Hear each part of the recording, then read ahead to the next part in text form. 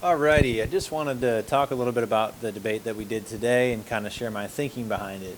One thing that I hope you figured out if you've been around teaching the core for a while is I am not a rocket scientist or in any way like legendary super genius teacher. So with that being said, though, sometimes when you write about practices like debate, it can seem like, oh, wow, it's so amazing.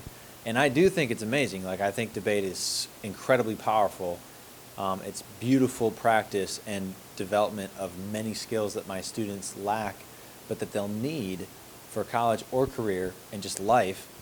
But yeah, for whatever it's worth, here's what we did. So we just finished a unit in world history on Friday. And so kind of as a bridge, as a current events connection, as some skill building, we stopped today and kind of sidetracked for about a lesson and a half into the use of drones for military strikes abroad.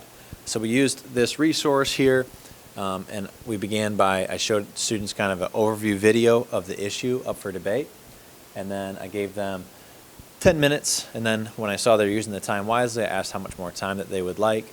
They said about 5, so I gave them a total of 15 minutes to research a side. I assigned them a side for this debate.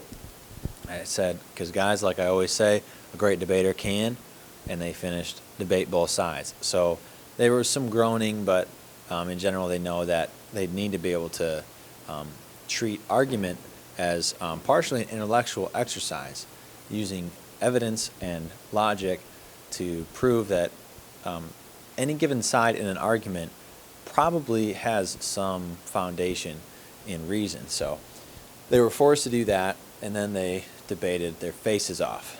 So here's what the debate entailed. It was a pop-up format. Each kid this time only had the choice to speak once, though. They could not speak twice.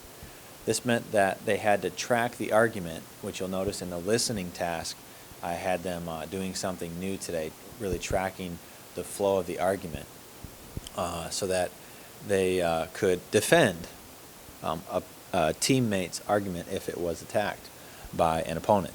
So in our non-dancing speech, because our last debate we had somebody taking gestures to a whole new level, and they were actually basically dancing during their speech, so we kind of chuckled about that and said, well, you know, sometimes gestures can go over the top. So in your non-dancing speech, they had to do what my students had to do last week in a debate. They had to state a claim, back it up with evidence, so according to the New York Times or procon.org or whatever, use reasoning, or this is what we would call a warrant, to connect their evidence to their claim, right, to show why, like, the inexpensive nature of drones is a positive.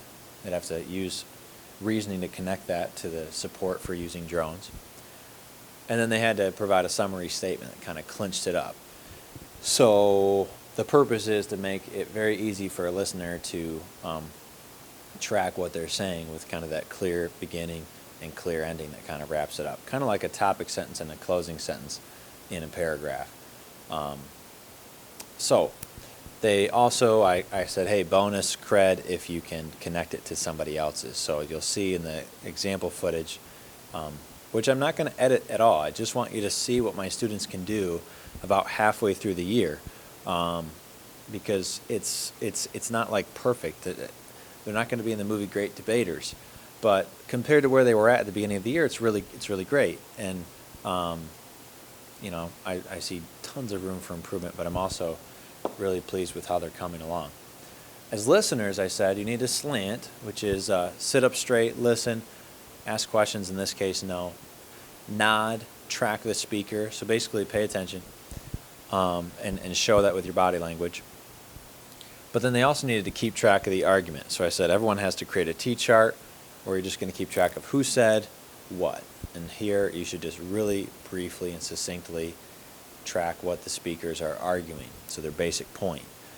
I explained that this is, yes, going to be really helpful in preparing their own responses and then connecting it to what others are saying, but also I just want them to be people who can do a few cognitive tasks at the same time, like listen, understand, and jot it down in a really succinct fashion over and over and over and over and over again in the course of this debate, because that just will pay off. Becoming a really good listener will pay off for them no matter which path they take. At least that's my argument. And so that's what we did. And so if you see the raw footage from today, just know that kind of that was the background.